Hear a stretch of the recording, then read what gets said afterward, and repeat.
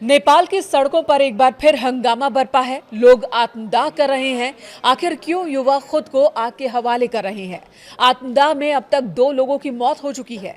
युवाओं के गुस्से की वजह क्या है? वो पीएम शाह से आखिर चाहते क्या हैं? प्रधानमंत्री बालेंद्र शाह बेबस क्यों है? जिस सरकार का निर्माण जेनजी आंदोलन से हुआ, उसी सरकार के खिलाफ जेनजी फिर सड़कों पर क्यों है? नेपाल का राजनीतिक भविष्य क्या होगा और इस उथल पुथल का भारत पर असर क्या होगा? क्या भारत को इससे चिंतित होने की जरूरत है? नमस्कार, मैं हूं आपके साथ मेनका चौधरी।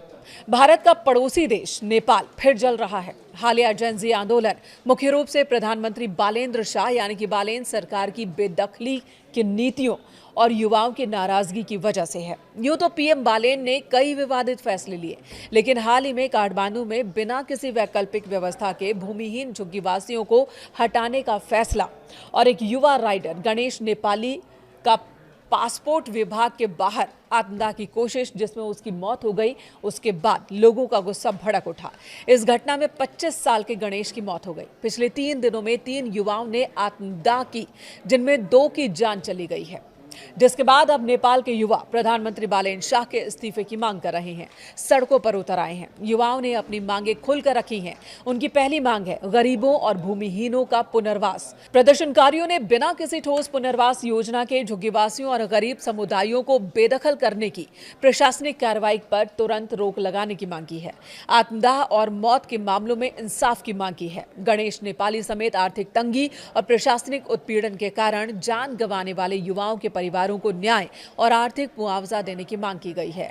रोजगार और आर्थिक नीतियों पर भी युवाओं ने खुलकर अपनी नाराजगी दिखाई है। इन्होंने देश में बढ़ती महंगाई और बेरोजगारी के लिए बालेन शाह को जिम्मेदार बताया और मांग रहे हैं कि कोई ठोस कदम उठाया जाए ताकि युवाओं को खाड़ी देशों में या फिर विदेशों में पलायन न करना पड़े।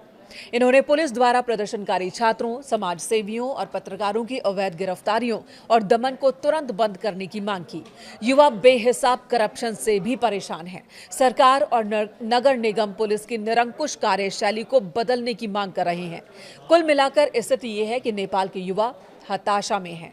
मौजूदा परिस्थिति का नेपाल की राजनीति पर विपरीत असर पड़ सकता है। बालेन शाह खुद जेन जी की पसंद है और बदलाव के चेहरे के रूप में मार्च 2026 के चुनाव के बाद प्रधानमंत्री बने थे, लेकिन अब वही युवा उनके खिलाफ खड़े हैं, जिससे उनकी सरकार के अस्तित्व और राजनीतिक विश्वसनीयता पर गंभीर संकट मंडरा रहा है। विपक्षी दलों को बड़ा मौका मिल गया है। नेपाली कांग्रेस और दूसरे दल इस आंदोलन का फायदा उठाकर सरकार को घेर रहे हैं और बालेन शाह पर युवाओं की उम्मीदों को तोड़ने का आरोप लगा रहे हैं। साल 2025 में इसी तरह के जेनजी आंदोलन ने तत्कालीन ओली सरकार को गिरा दिया था। अगर ये नया आंदोलन भी इसी तरह से हिंसक रूप लेता है तो नेपाल एक बार फिर गंभीर राजनीतिक अनिश्चितता और अस्थिरता के दौर में जा सकता है। युवाओं का गुस्सा साफ दिखा रहा है कि नेपाल में केवल चेहरा बदलने से, यानी कि ओली की जगह पर बालेन के आ जाने से युवा संतुष्ट नहीं है। उन्हें पूरी व्यवस्था और नीतियों में बुनियादी बदलाव चाहिए।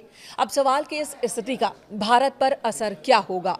तो राजनीतिक असर लगभग न के बराबर होगा। सीधा सीधा कोई असर नहीं होगा। हाँ, सीमावर्ती इलाकों में लॉ एंड ऑर्डर की स्थिति बन सकती है और ऐसे में भारत अपनी सीमाओं पर सुरक्षा बढ़ा रहा है। बिहार, उत्तराखंड, उत्तर प्रदेश से सटी सीमाओं पर चौकसी बढ़ा दी गई है ताकि अवांछित तत्व भारत में प्रवेश न कर सके।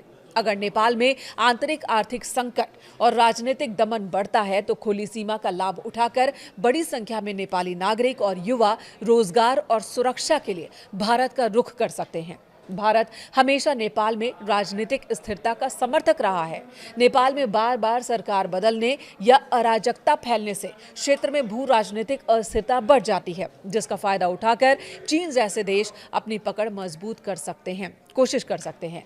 द्विपक्षीय व्यापार और संपर्क पर असर पड़ सकता है। भारत और नेपाल के बीच गहरा व्यापारिक और आर्थिक संबंध है। काठमांडू और अन्य जिलों में कर्फ्यू या बंद की स्थिति में भारत से होने वाली आवश्यक वस्तुओं की आपूर्ति और द्विपक्षीय व्यापार प्रभावित हो सकता है। तो इस तरह के असर भारत पर भी हो सकते हैं। फिलहाल भारत की सरकार ने नेपाल की हर एक स्थिति पर अपनी नजर बनाकर रखी है।